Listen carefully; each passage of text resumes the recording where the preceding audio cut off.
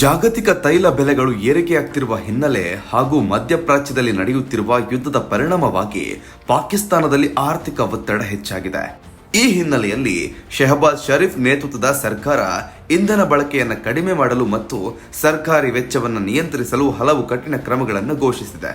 ಈ ಕ್ರಮವು ದೇಶದ ಆರ್ಥಿಕ ಸ್ಥಿತಿಯನ್ನ ಸಮತೋಲನದಲ್ಲಿಡಲು ಮತ್ತು ಹೆಚ್ಚುತ್ತಿರುವ ತೈಲ ಬೆಲೆಗಳ ಪರಿಣಾಮವನ್ನು ನಿಯಂತ್ರಿಸಲು ಕೈಗೊಳ್ಳಲಾಗಿದೆ. ಟೆಲಿವಿಷನ್ ಮೂಲಕ ದೇಶವನ್ನುದ್ದೇಶಿಸಿ ಮಾತನಾಡಿದ ಪಾಕಿಸ್ತಾನದ ಪ್ರಧಾನಿ ಶಹಬಾಜ್ ಶರೀಫ್ ಮುಂದಿನ 2 ವಾರಗಳ ಕಾಲ ದೇಶದ ಎಲ್ಲಾ ಶಾಲೆಗಳನ್ನು ಮುಚ್ಚಲ್ಪಡುವುದಾಗಿ ಘೋಷಿಸಿದ್ರು. ಇದರಿಂದ ವಿದ್ಯುತ್ ಹಾಗೂ ಇಂಧನ ಬಳಕೆಯನ್ನು ಕಡಿಮೆ ಮಾಡಬಹುದು ಎಂದು ಸರ್ಕಾರ ಭಾವಿಸಿದೆ. ಜೊತೆಗೆ ಸರ್ಕಾರಿ ಕಚೇರಿಗಳಲ್ಲಿ ಕೆಲಸ ಮಾಡುವ ಸಿಬ್ಬಂದಿಗಳಲ್ಲಿ ಕೇವಲ 50% ಮಂದಿ ಮಾತ್ರ ಕಚೇರಿಗೆ ಹಾಜರಾಗಬೇಕು, ಉಳಿದವರು ಮನೆಯಿಂದಲೇ ಕೆಲಸ ಮಾಡಬೇಕು ಎಂದು ಸೂಚಿಸಲಾಗಿದೆ. ಸರ್ಕಾರಿ ಕಚೇರಿಗಳ ಕಾರ್ಯವಿಧಾನಗಳಲ್ಲೂ ಬದಲಾವಣೆಯನ್ನು ತರಲಾಗಿದೆ. ಅಗತ್ಯ ಸೇವೆಗಳನ್ನು ಹೊರತುಪಡಿಸಿ ಇತರ ಸರ್ಕಾರಿ ಕಚೇರಿಗಳು ವಾರದಲ್ಲಿ 4 ದಿನ ಮಾತ್ರ ಕಾರ್ಯನಿರ್ವಹಿಸಲಿದೆ. ಇದರಿಂದ ಪ್ರಯಾಣ ಹಾಗೂ ಇಂಧನ ಬಳಕೆ ಕಡಿಮೆಯಾಗಲಿದೆ ಎಂದು ಸರ್ಕಾರ ಹೇಳಿದೆ. ಅಲ್ಲದೆ ಸರ್ಕಾರದ ವಿವಿಧ ಇಲಾಖೆಗಳ ಇಂಧನ ಭತ್ಯೆಯನ್ನ 2 ತಿಂಗಳ ಕಾಲ ಅಂದ್ರೆ 50% ಕಡಿತಗೊಳಿಸುವುದಾಗಿ ನಿರ್ಧಾರವನ್ನ ಕೈಗೊಳ್ಳಲಾಗಿದೆ. ಇನ್ನೊಂದು ಪ್ರಮುಖ ಕ್ರಮವಾಗಿ ಸರ್ಕಾರಿ ವಾಹನಗಳ ಬಳಕೆಯನ್ನು ಕಡಿಮೆ ಮಾಡಲು ಸರ್ಕಾರ ತೀರ್ಮಾನಿಸಿದೆ. ಅಧಿಕೃತ ವಾಹನಗಳಲ್ಲಿ ಸುಮಾರು 60%ವರೆಗೆ ರಸ್ತೆಗಿಳಿಯದಂತೆ ತಾತ್ಕಾಲಿಕವಾಗಿ ನಿಲ್ಲಿಸಲಾಗುತ್ತದೆ ಎಂದು ಪ್ರಧಾನಿ ಶಹಬಾಜ್ ಶರೀಫ್ ತಿಳಿಸಿದ್ದಾರೆ. ಇದರಿಂದ ಇಂಧನ ಬಳಕೆಯಲ್ಲಿ ಗಣನೀಯ ಮಟ್ಟದ ಕಡಿತ ಸಾಧ್ಯವಾಗಲಿದೆ ಎಂದು ಸರ್ಕಾರ ನಿರೀಕ್ಷಿಸುತ್ತಿದೆ. ಸರ್ಕಾರಿ ವೆಚ್ಚ ಕಡಿಮೆ ಮಾಡಲು ಇನ್ನು ಹಲವಾರು ನಿರ್ಬಂಧಗಳನ್ನು ವಿಧಿಸಲಾಗಿದೆ.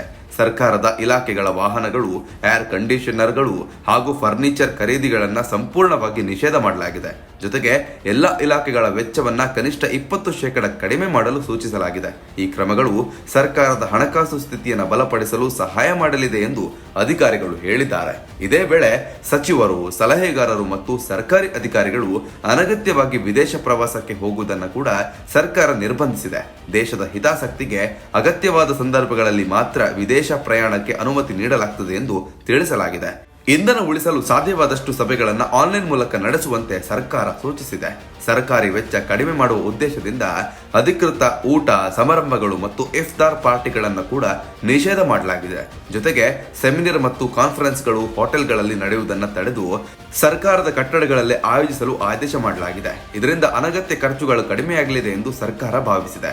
ಈ ಕ್ರಮಗಳ ಹಿನ್ನೆಲೆ ಜಾಗತಿಕ ತೈಲ ಮಾರುಕಟ್ಟೆಯಲ್ಲಿ ಉಂಟಾದ ಅಸ್ಥಿರತೆ, ವಿಶೇಷವಾಗಿ ಇರಾನ್ ವಿರುದ್ಧ ನಡೆಯುತ್ತಿರುವ ಸೈನಿಕ ಸಂಘರ್ಷಗಳಲ್ಲಿ ಇಸ್ರೇಲ್ ಮತ್ತು ಯುಎಸ್ ಭಾಗವಹಿಸಿರುವುದರಿಂದ ಜಾಗತಿಕ ತೈಲ ಸರಬರಾಜಿನ ಮೇಲೆ ಒತ್ತಡ ಹೆಚ್ಚಾಗಿದೆ. ಇದರ ಪರಿಣಾಮವಾಗಿ ವಿಶ್ವದಾದ್ಯಂತ ತೈಲ ಬೆಲೆಗಳು ಏರಿಕೆಯಾಗಿದೆ. ಪಾಕಿಸ್ತಾನ ತನ್ನ ಇಂಧನ ಅಗತ್ಯದ ಬಹುಪಾಲನ್ನ ವಿದೇಶಗಳಿಂದ ಆಮದು ಮಾಡಿಕೊಳ್ಳುವ ದೇಶವಾಗಿರೋದ್ರಿಂದ ಜಾಗತಿಕ ತೈಲ ಬೆಲೆ ಏರಿಕೆಗೆ ಅದು ಹೆಚ್ಚು ಸಂವೇದನಶೀಲವಾಗಿದೆ. ಕಳೆದ ವಾರ ಪಾಕಿಸ್ತಾನದಲ್ಲಿ ಪೆಟ್ರೋಲ್ ಮತ್ತು ಡೀಸೆಲ್ ಬೆಲೆಗಳನ್ನ ಲೀಟರ್ಗೆ 55 ರೂಪಾಯಿಗಳವರೆಗೆ ಹೆಚ್ಚಿಸಲಾಗಿದ್ದು, ಇದು ಇತಿಹಾಸದಲ್ಲೇ ಅತಿದೊಡ್ಡ ಏರಿಕೆಯಾಗಿದೆ ಅಂತ ಹೇಳಲಾಗಿದೆ. ಈ ಬೆಳವಣಿಗೆಗಳಿಂದ ದೇಶದಲ್ಲಿ ದರ ಏರಿಕೆ ಮತ್ತಷ್ಟು ಹೆಚ್ಚಾಗುವ ಸಾಧ್ಯತೆ ಇದೆ. ಒಟ್ಟಾರೆಯಾಗಿ ಜಾಗತಿಕ ರಾಜಕೀಯ ಉದ್ವಿಗ್ನತೆ ಮತ್ತು ತೈಲ ಬೆಲೆ ಏರಿಕೆಯ ಪರಿಣಾಮವಾಗಿ ಪಾಕಿಸ್ತಾನ ಸರ್ಕಾರ ಕಠಿಣ ಆರ್ಥಿಕ ಕ್ರಮಗಳನ್ನು ಕೈಗೊಳ್ಳಬೇಕಾದ ಪರಿಸ್ಥಿತಿ ಎದುರಾಗಿದೆ.